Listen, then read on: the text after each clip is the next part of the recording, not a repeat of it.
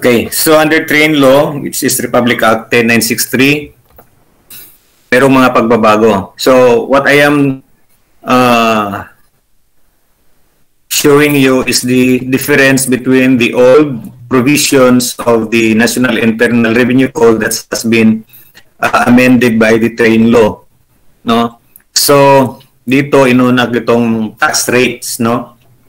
I started with the tax rate because this is very important in the computation of income tax for individual taxpayer, those who are engaged in professions, and general partnership.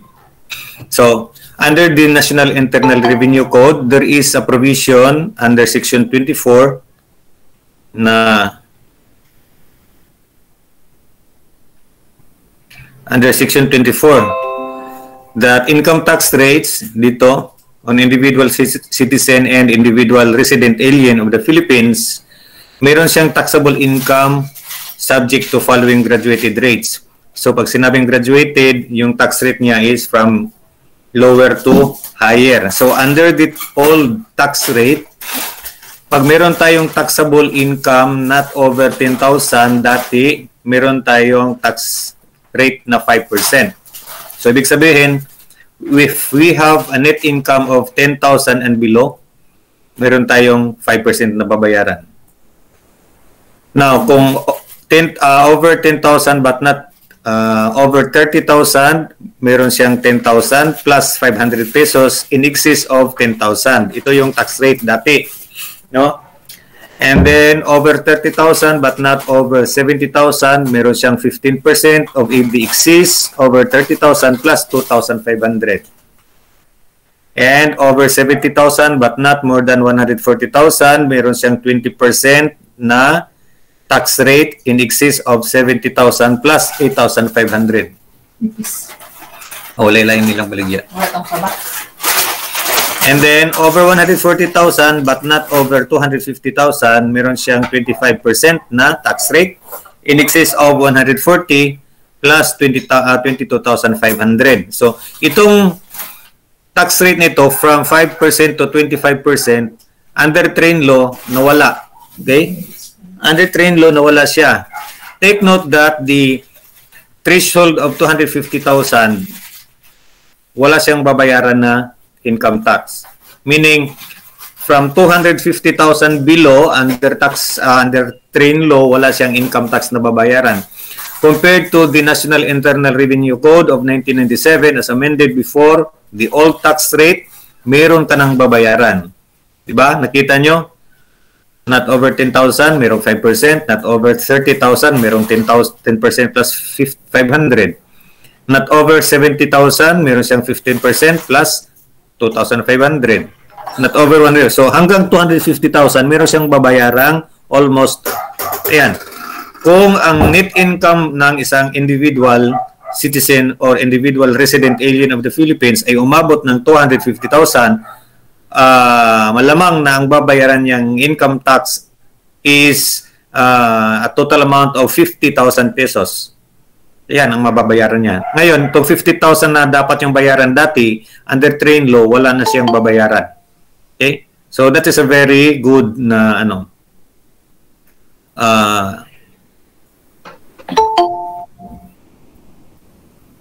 implementation. I mean, aspect ng train law. Okay? So, kaya nga, sabi nga ni Presidente Duterte, yung mga pulubi ay walang mababayarang tax. Samantalang yung mga rich naman, syempre, rich din yung tax nila. So, let's proceed.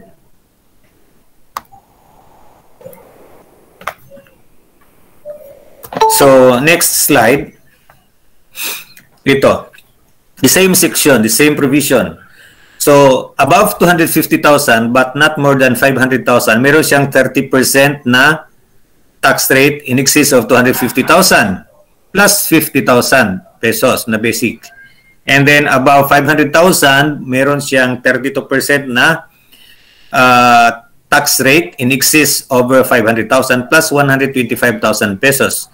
So dito sa train law, above 250 but not more than 400, ang babayaran lang niya is 20% exceeds over 250. Okay? So hanggang 400 lang. So ibig sabihin 20% lang ang kanyang mababayaran hanggang 400,000 na exceeds of 250. At umabot man siya ng 800,000, meron siyang 20% na babayaran na naman in excess of 400,000 plus 30,000. Now, ngayon dito sa 800,000 at umabot ng 2 million, still 30% lang yung babayaran niyang income tax plus 130,000 na excess over 800. No?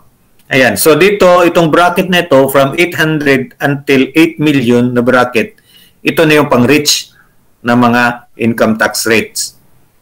Pang ano lang to? Pang mayaman na to. No? So yan. Kapag kayong net income or taxable income, pag sinabing taxable income, ano na yan? Profit na yan. Gain na siya. No? So, malaki na yung babayaran niyang income tax. So ito ang kaibahan. So habang lumalaki yung income ng isang tao, lumalaki din ang kanyang babayarang income tax sa train law. But it started with 800,000 na income. Dito na tayo magsisimula sa 800,000 going up. Medyo malaki ng babayaran. Pero wala namang abot ng 800,000 kasi parang ang presidente yata hanggang 700,000 plus. Almost 800 lang yata yung sahod ng presidente. So wala. Except yung mga sa corporation, of course, malalaki. Yung sa mga GOCCs, GSIS, ganyan. SSS, ayan, Pag-ibig, PhilHealth, malalaki yung mga sahod ng mga damuko na yan. No? Malalaking sahod nila. Iwan ko lang bakit malalaking sahod nila. Yung kinikita namin lahat, pera ng mga empleyado. Pero ang lalaki ng sahod ng mga damuko. Okay. So, hindi naman nila kinuha sa taxes, kinuha nila sa contribution ng mga employees. Itong sa SSS, GSIS, Pag-ibig, PhilHealth. At doon sila kumukuha ng kanilang mga sweldo. At malalaki ang kanilang mga sweldo. Lalo na yung mga chief executives nila, yung mga directors. Kitang-kita nyo naman sa news, malalaki ang mga sahod ng mga damuko. Okay. Nakakainit ng ulo. Anyway, continue tayo. Kulang tayo. So, under train law, that was from 2018 to 2020. Itong tax code na tax rate na ito, tingnan nyo, revised personal income tax brackets of 2018 to 2020. Ngayon, starting 2023 onward, the same provisions under Section 24, the same provision, pero from 2023 onward, effective January 1, 2023, mali ito. Effective January 1 until 2023 hanggang onward niyan. Okay? Yung ating threshold na 250, still the same, walang babayaran. Pero tingnan nyo, okay? 250 to 400,000, 15% lang ang babayaran in excess of 250. So dati, 20% yan.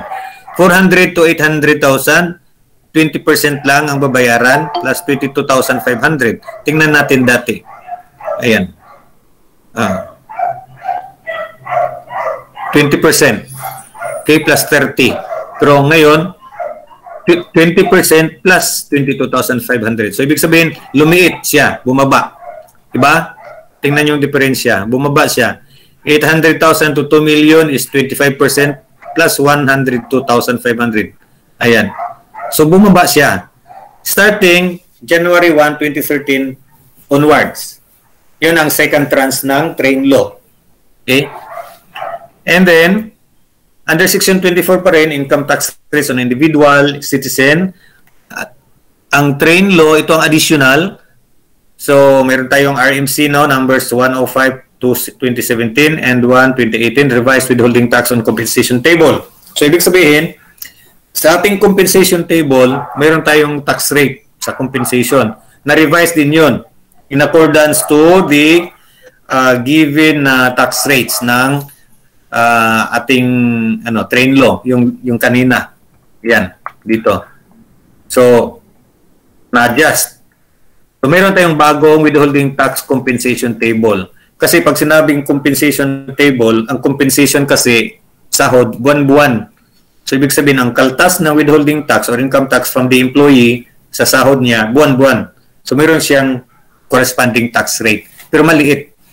At the end of the year, ganun pa rin ang makikita natin. Aabot pa rin dito na computation. Okay? Ito pa rin ang mangyayaring resulta. Kaso lang, ang kaltasan is monthly withholding tax. So, under Section 24, income tax of self-employed and or professionals. No? Under NIRC, yung dati nating tax code, taxable income is subject to same graduated rates. So, same lang sila ng rates dito. Ito. Dati. The same lang.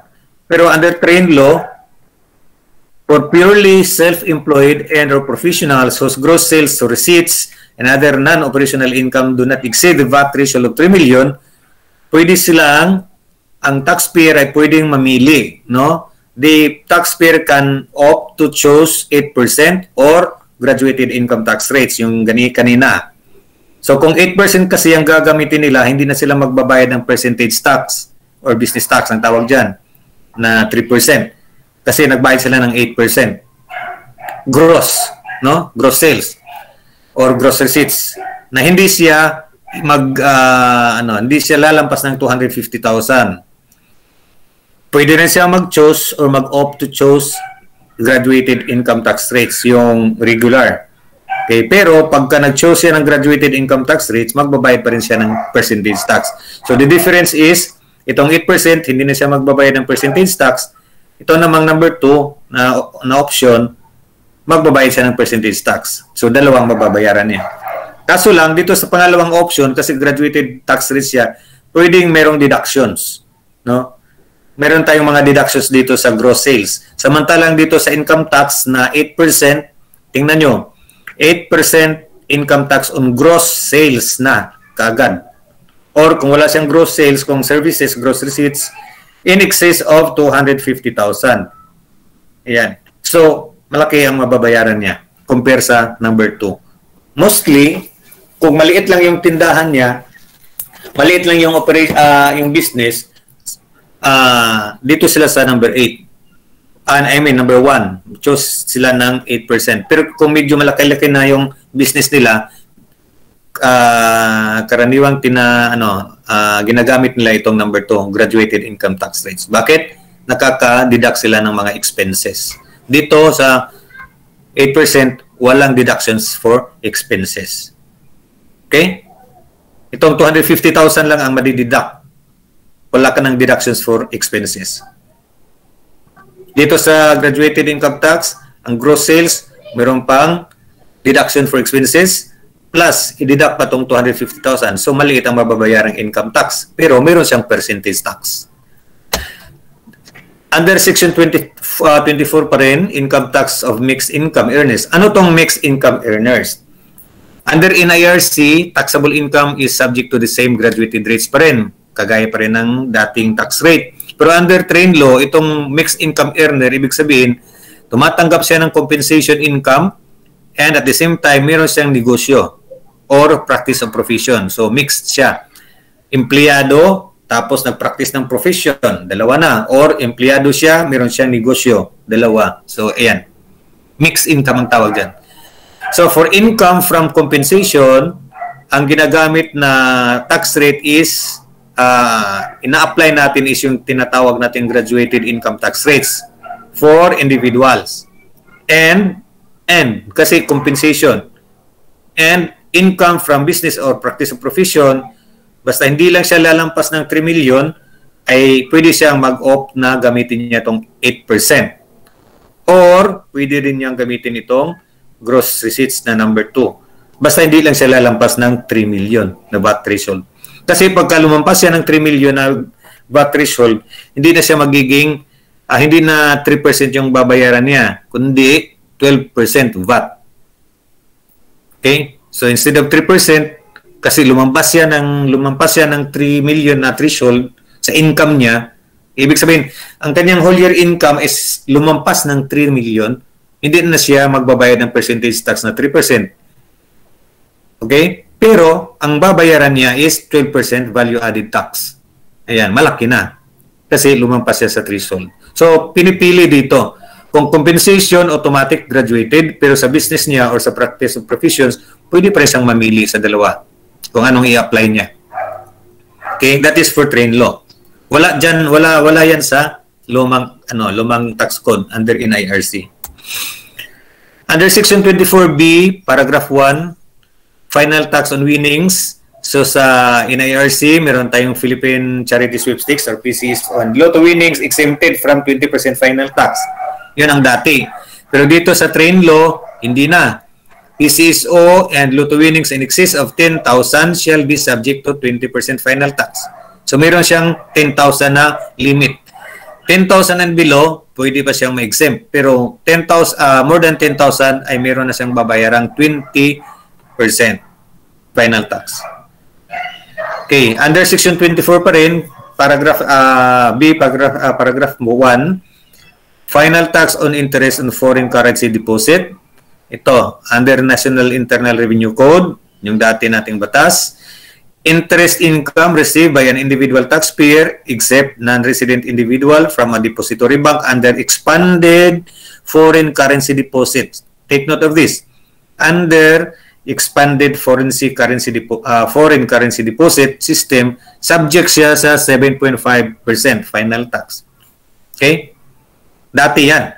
Dito sa train law, the rate of final tax on interest income received by resident individual taxpayer under resident individual taxpayer under the expanded foreign currency deposit system increased from 7.5 to 15%. So ngayon, ang ginagamit natin is 15% na, hindi na 7.5. So lumaki siya sa train law. Okay. Now, under section 24C, capital gains tax. Ano tong capital gains tax? Yung parang bininta mo yung property, ayan, sale of shares, no, on not traded through the stock exchange. So, yung share mo na hindi naman nasa stock exchange na invest. So, bininta mo siya. Under National Internal Revenue Code, the capital gains tax on net capital gains realized from sale, barter, or exchange, or other disposition of shares of stocks in a domestic corporation not traded through the stock exchange is dati pag less than 100,000 or 100,000 below 5% lang, and if more than 100,000 na siya 10% na siya. Pero ngayon sa train law hindi na siya 5 and 10, automatic siyang 15%. Yan ang nagiging kaibahan nila. Excuse me. Yan. So, lumaki siya. Okay? Yung capital gains on sale of shares not traded through the stock exchange, dati, pag hindi umabot ng 100,000 is 5% lang. Pag sumubra ng 100,000 is 10%. Pero ngayon, bago, under train law, 15% na siya. Okay.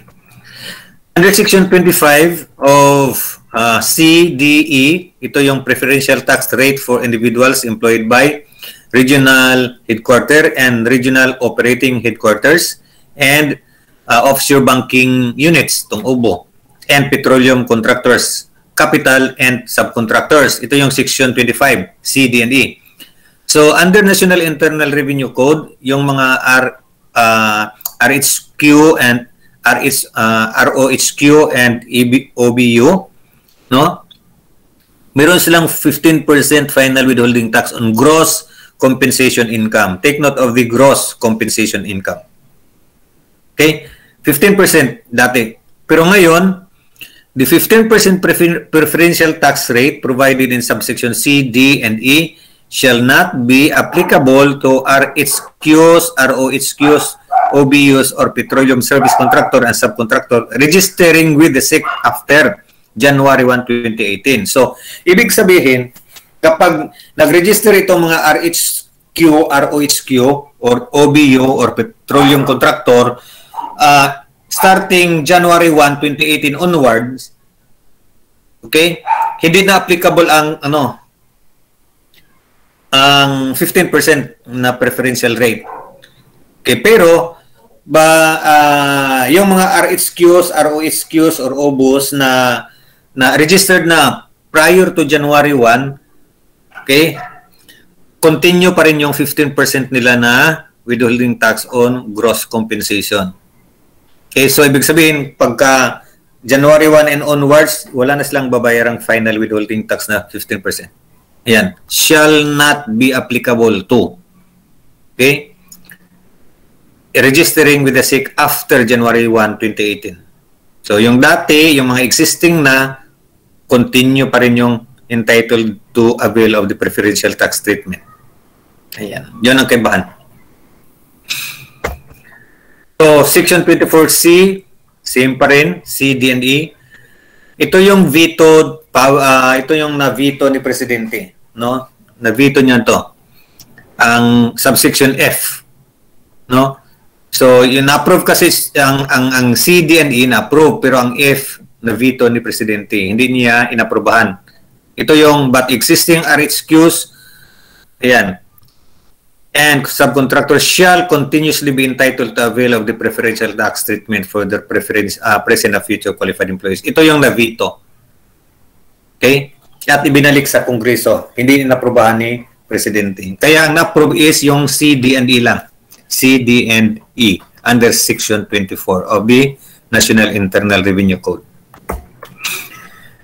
Under Section 31, definition of taxable income. Under National Internal Revenue Code, sa dati, taxable income means the pertinent items of gross income specified in this code list the deductions and or personal and additional exemptions, if any, authorized for such types of income by this code or other special laws. Pero, under train law, tinanggal yung phrase na, itong phrase na ito, and or personal and additional exemptions. Tinanggal siya. Bakit? Wala na kasi itong personal and additional exemptions under train law.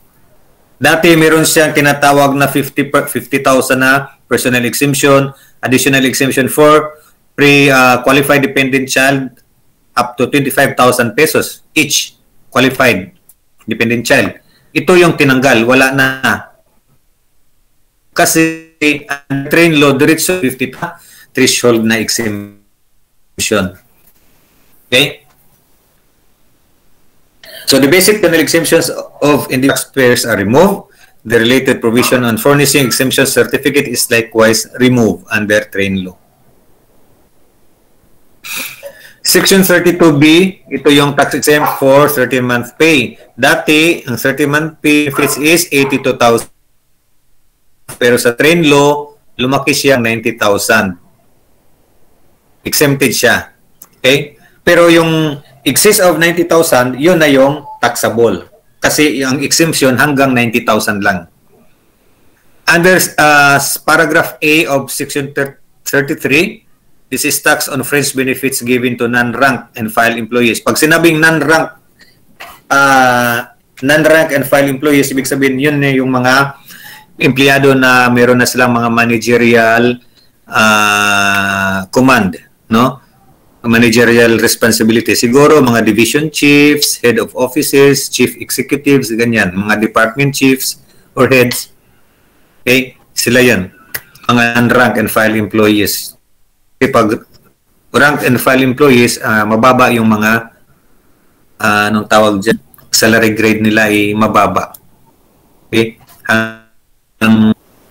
Pagka mabot na ng 22 pataas, 24 pataas, non-rank file employee. So, yung fringe benefits dati given to non-rank and file employees are subject to 32% tax. The gross up monetary value of the fringe benefits given to non-rank and file employees shall be determined by dividing the actual monetary value by 68. Pero sa train law, instead na 32 siya, ginawa siyang 35 effective January 1, 2018. So, starting January 1, 2018, nagiging 35% na siya. Tapos, itong gross up monetary value ay bumaba siya ng 65%. From 68 to 65. Okay. May tao ba? Under paragraph M of Section 34, allowable deduction for premium payments on health and or hospitalization insurance. Under the old code, no, National Internal Revenue, In fact, guys, do not be confused. Nandyan pa rin yung National Internal Revenue Code. Itong train law lang, ito yung tawag sa mga provisions na binago. Okay? So, pero, ang tawag kasi dyan is amendment. So, ibig sabihin, inilagay doon. Yung train law, inilagay doon sa National Internal Revenue Code. So, ngayon, ang ginagamit pa rin natin is National Internal Revenue Code pa rin. Pero, ang provisions doon, okay, yun na yung mga binago ng train law. Yan. Kasi, hindi naman aklat ang train law. Ang aklat, the book is the National Internal Revenue Code. Okay? Hindi na siya 1997 kasi na-amend na siya. Okay? Unless na totally amended, hindi na siya amended kasi kung totally changed, binago talaga, siguro magiging National Internal Revenue Code of 2017. Kailan yun na-approve? 2017, di ba? So, posible maging National Internal Revenue Code of 2017 as amended ang mangyayari. Pero hindi naman lahat namin. Okay? Hindi lahat. Hindi lahat binago yung NIRC. Hindi lahat binago ng train law. Yung mga provision lang na dapat baguhin. So, existing pa rin yung National Internal Revenue Code. Do not be confused. Okay? Train law lang kasi ang tawag doon sa batas na bago. Pero inilagay doon sa National Internal Revenue Code. Ito ang ginawa natin ngayon is comparison lang. Ano yung tinanggal, ano yung nandyan pa rin. Ano yung na-modify. Okay?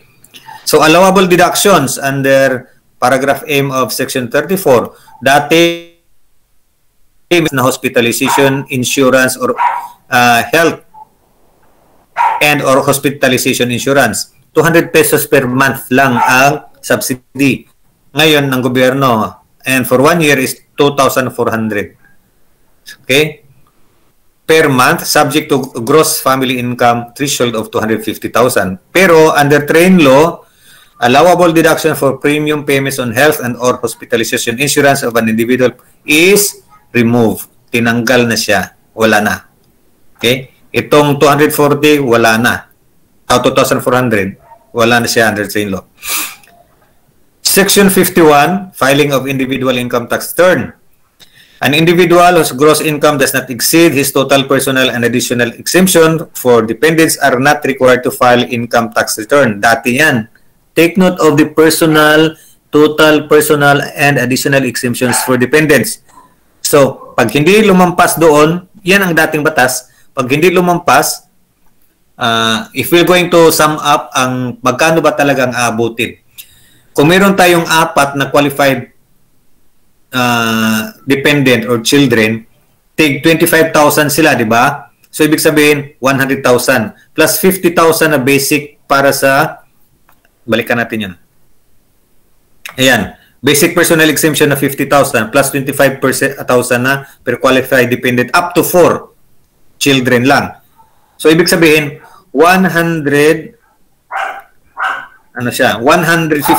lang yung kanyang deduction. So, ibig sabihin, if the income of that individual will not exceed the 150,000, hindi na siya pwede na siyang hindi mag-file ng income tax return.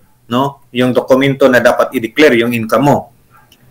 Kasi hindi ka lumampas ng 150. Pero under train law, hindi. Dapat 250. So, tumaas. Okay? Tumaas siya. Individual taxpayers whose taxable income is subject to 0% under the new graduate tax table na 250,000, hindi siya sumubra ng 250,000, shall not be required to file an income tax return.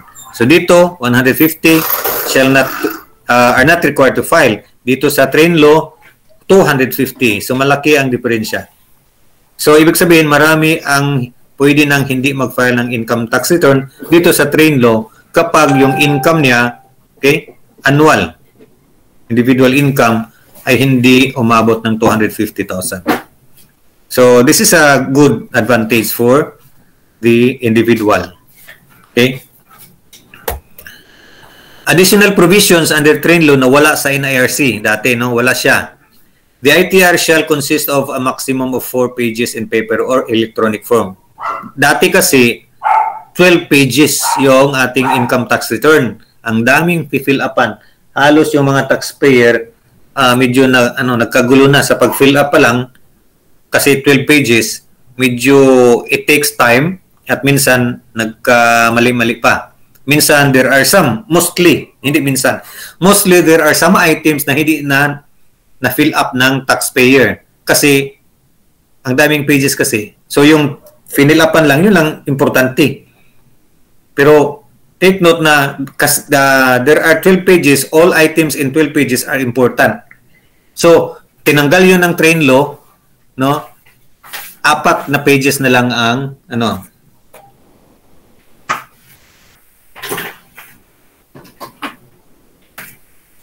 Okay.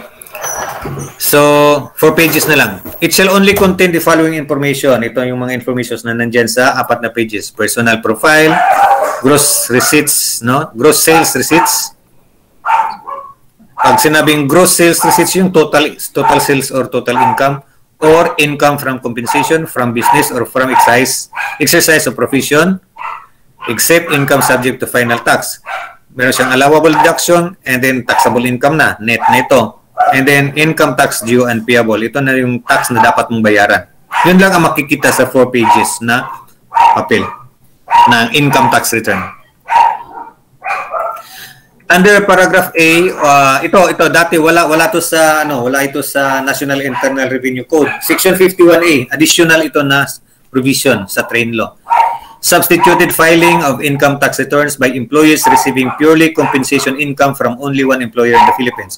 So, ibig sabihin, yung isang empleyado, meron lang siyang isang employer, no, in that particular year. Anong gagawin niya? Substituted filing of ITRs is available for individual taxpayers receiving purely compensation income regardless of amount from only one employer in the Philippines for the calendar year, the income tax of which has been correctly withheld by the employer. Pag ibig sabihin correctly withheld, ibig sabihin yung tax due na dapat niyang babayaran ay equal siya sa tax na kinaltas ng employer. Ibig sabihin zero na ang kanyang supposedly meron siyang babayaran pero kasi equal sila, tax due equals tax withheld, ibig sabihin zero na. Wala na siyang babayaran kasi kinaltas na ng employer. So anong gagawin ng employer? The employer will going to provide certificate of withholding, okay, to the taxpayer, okay, to the employee, of course, to the employee, duly received by the BIR.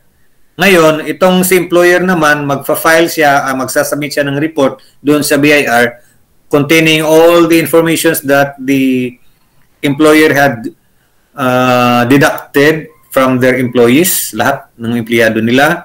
At yun ang magiging substituted filing na ibig sabihin, substituted filing. Bakit? Si employer na ang nag-submit ng information. Si employee, hindi na siya nag-file ng income tax. In return, yung final isinubmit ni employer, yun na yung tinatawag na substituted filing. No? So, ang advantage dyan is the employee will no longer go to the BIR to file their income tax return. Pag natanggap na nila yung withholding certificate, ay okay na. Anong number yun? BIR form number 2316. Yun. BIR form number 2316. Yun yung withholding certificate. Okay? Pagka meron ka ng withholding certificate, pwede na yung gamitin ng parents nyo para sa mga scholarship ng mga anak nila. Okay, mga application for scholarship, pwede na. Ayan. Or pwede na mag-loan sa FICO or na mga lending companies, pwedeng gamitin yun. Kasi yun yung certificate of withholding. Nandun lahat, magkano yung kita ng individual. Under paragraph A, subparagraph 2 of section 56, installment payment of tax due for individuals and corporation. Ayan. So, kung merong tax due, or ibig sabihin, merong babayaran na income tax na lumampas ng 2,000 pesos, pwede siyang i-install. First installment during filing. Second installment before July 15. Yan ang dati. Pero sa train law, instead na July 15 sa under train law, na-extend siya until October 15, ang second installment. So, during filing, pwede palang hindi buo ang ibabayad. No? Pwede mong hatiin into equal computations. Under Section 62, exemption for estates and trust. So dati, meron tayong allowed personal exemption na 50,000 from the income of the estate or trust. Under train law, tinanggal. Okay? Niremove siya. Wala na siyang exemption. Section 74, Declaration of Income Tax for Individuals. Dati, April 15, okay? Every individual subject to income tax shall make and file a declaration of his estimated income for the current taxable year on or before April 15 of the same taxable year. Okay? Pero sa train law, nagiging May 15 na siya of the same taxable year. Ngayon, the amount of estimated income with respect to which a declaration is required shall be paid in 4 installments. So first, at the time of declaration, second, August 15, third, November 15, and the fourth is on or before April 15, following calendar year when the final adjusted income tax return is due to be filed. Pero dito sa train law, yung first niya is May 15, second is August 15, third is November 15, fourth is on or before May 15. So, ibig sabihin, sa May 15, dalawa ang ipa-file natin. Okay? Ayan. Dalawang ipa-file. Yung first quarter and itong isang ito is the whole. Although fourth ang tawag dyan, pero nauna mo na kasi nabayaran ng first, second, third. So fourth na lang supposedly. So magkano ba yung tax na babayaran mo sa fourth quarter? Yun na lang. Pero this is the consolidation of your income for the whole year. Ito lang ang schedule of filing. Okay? Schedule of filing. Yan. Paragraph L of Section 34, Optional Standard Deduction. Dati, in IRC, individual taxpayers, except non-resident alien, of course, and corporations may elect a standard deduction not exceeding 40% of the gross sales or receipts or gross income, as the case may be, in lieu of itemized allowable deduction. So, pwede siyang mag-deduct, Pwede siyang mag-deduct ng 40% automatic. So, wala na siyang mga allowable deductions or yung mga tinatawag natin mga operating expenses, hindi na pwedeng i-deduct once na mag-avail siya sa 40% na standard deduction, optional standard deduction. Dito sa train law, the general, professional partnerships, GPP, and the partners comprising them, OSD may be availed only once. So, ibig sabihin, kung ang GPP itself, ano bang ibig sabihin ng GPP? For example, meron tayong 3 accountants. Tapos itong 3 accountants, nagkaroon sila ng, anong tawag dyan? Business partner. Okay? So, ang tawag dyan is GPP. Okay? Ngayon, kung itong business partners, kung itong partnership pala ay gumamit siya ng optional standard deduction, okay? Ang mga partners, individual partners, hindi sila pwedeng mag-avail ng optional standard deduction. Isang beses lang. Kung si GPP hindi nag-avail ng 40% optional deductions, pwedeng i-avail ng individual partners yung optional deductions na 40% kasi hindi in-avail ng GPP. So ang tanong, ano ang mas magandang gamitin? Yung GPP ba ang mag-avail or si partners ba mag-avail? So, depende na sa kanila yan. Okay? Section 57, withholding of creditable tax at source. So, ito yung expanded, withholding tax, tawag natin dyan. The rate of withholding tax on items on income payable by payer, corporations, or persons shall be not less than 1%, but not more than 32%. The tax withheld shall be credited against the income tax liability of the taxpayer. Yan ang dati. Starting January 1, 2019, the rate of withholding tax shall be not less than 1% but not more than 15%. So, ibig sabihin, under train law, magsisimula pa lang sa January 1, 2019 yung 15%,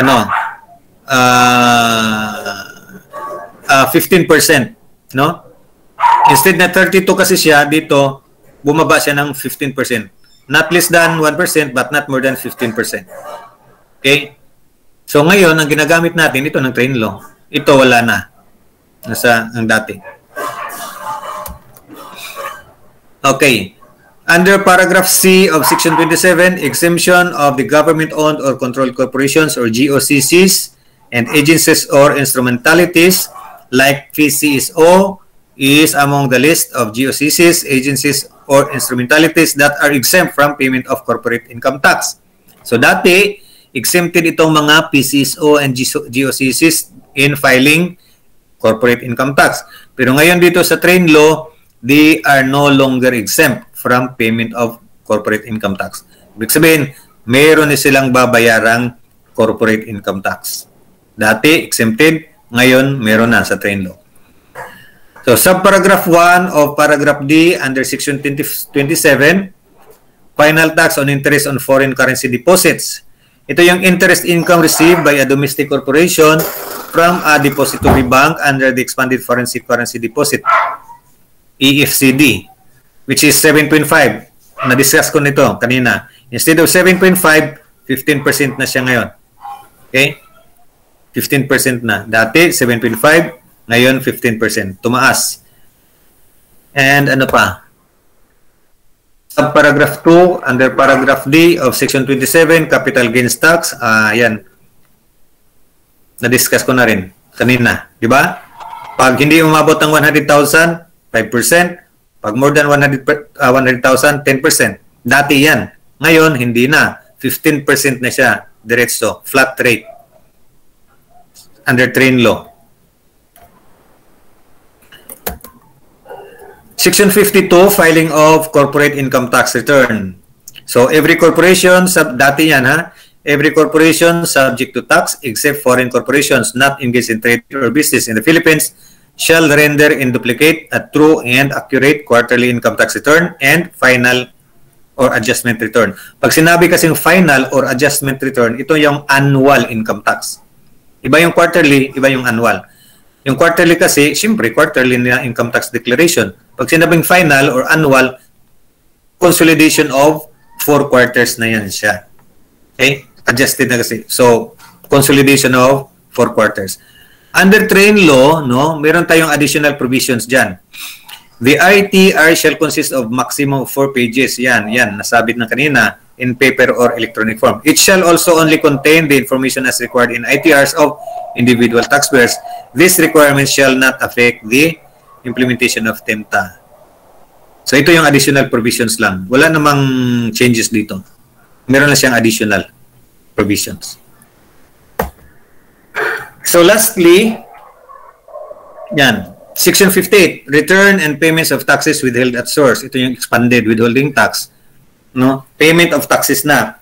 The return, dati siya, the return for if final withholding tax and the return for creditable withholding tax, expanded, shall be filed within 10 days after the end of each month. No? So, ibig sabihin, for example, 10 days after the end. So, kung for the month of May, dapat within 10 days after the end of each month. So, for the month of May, dapat June 10, on or before June 10, dapat ma-file na itong final withholding tax and expanded withholding tax. Take note, okay? On or before the 10th day of the following month, dapat ma-file na yung FW and EWT. Pero under train law, the final withholding tax and expanded withholding tax returns shall be filed and the payment made not later than the last day of the month following the close of the quarter during which the withholding was made. Take note of the word last day, not later than the last day of the month following the close of the quarter. So, from January, February, March, no? January, February, March, that is 1 quarter. Now, not later than the last day of the month following the close of the quarter. So, pag close ng January, February, March, isang quarter, April ang susunod na buwan. So, ibig sabihin, dapat ma-file na yung final withholding tax and expanded withholding tax on or before April 31. Hindi na siya dapat lalampas pa hanggang May 1. Otherwise, pag umabot pa siya ng May 1, doon mo pa na file, ay magkaroon ka ng penalty. Okay? During which the withholding was made. Of course, kasi isang quarter. So within that quarter, hindi mo siya pwedeng i-file the following quarter kasi nag-ano na siya, na late filing na siya. So meron siyang penalty. So the provision that the commissioner may require the payment of the taxes withheld at more frequent intervals is removed. Tinanggal na siya. Okay? Tinanggal na. So wala na siya sa NIRC pag tinanggal sa train law. So guys, you might be wondering bakit diniscuss ko ito kasi I want you to know na ito yung mga salient features under train law na nagbago sa mga provisions ng National Internal Revenue Code. And I am only discussing this one because this is purely for income tax purposes. I am not discussing other taxes like value-added tax, donors tax, excise, kasi hindi siya kasama sa course natin. So I am focusing only to income tax. So we are through with train law. Natapos na natin ito and we are ready now for exam for pre-final. Okay, anyway, may gagawin pa tayong for computation next meeting. I don't know kung paano tayo magkakaroon ng siguro assignments or what. Magtatanong pa ko kay Sir Teddy paano makakagawa ng exam na dapat computation siya. Kayo ang magko-compute or what. Hindi ko pa alam kung paano gagawin niya sa Flare. Kasi gusto ko, i-compute nyo, makikita nyo doon sa Flare mismo. Anong proseso yan? Picture or what? PDF? Yan. Siguro, gawa kayo ng gawin niyo tapos picturean nyo or i-scan nyo by PDF, i-submit. Siguro ganyan ang proseso. Pero I am not sure. Hindi ko pa talaga alam kung paano yan. Pagtatanong pa ako. Anyway, we are ready for the pre-final. And I hope that you have taken your midterm exam and quizzes. Kasi wala nang special exam and special quiz for midterm until finals. Pag hindi kayo nakatake ng exam, sorry na lang. Okay? Pag hindi kayo nakatake ng quiz, sorry na lang. Ayan. Yung prelim, pwede pa. Bibigyan ko kayo. Quiz and exam ng special. Pero yung midterm, pre-final, finals, wala na. Okay. Any questions? May question pa ba? Liscano? May question ka, Liscano?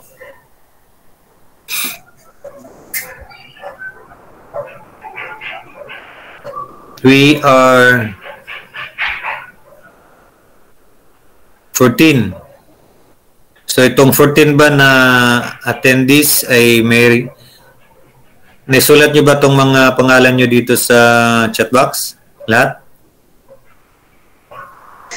Yes, sir. Okay. Don't worry with regards to these handouts. Ibibigay ko sa inyo. And ito kasi medyo may concern ako. Mostly, I mean, ilan lang yata. Iwan ko kung ilan kayo sa klase na to. Pero your attendance is, I think, medyo konti lang. Samantalang doon sa master list naman is marami. Kukunti lang nag-attend ng online class. Ngayon, pag nag-post ako